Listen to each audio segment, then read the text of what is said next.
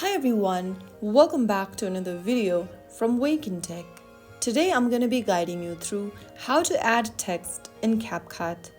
In order to add text in CapCut, first of all, open up the CapCut application and open up a recent project where you want to add a text or create a new project and select the video you want to edit.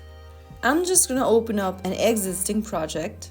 After opening up the project or adding a video clip, go ahead and tap on the text button at the bottom of the screen from the timeline.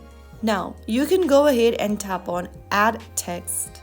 Enter the text you'd like to add onto your video. And once you are done writing down the text, you need to go ahead and choose the font, style, effects, and animations for the text. Select a nice font from the Fonts tab that matches your video.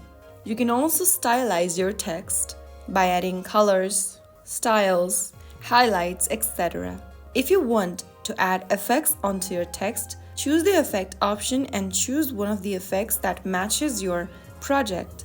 Apart from that, you can also animate your text, add speech bubbles on your text, and so on.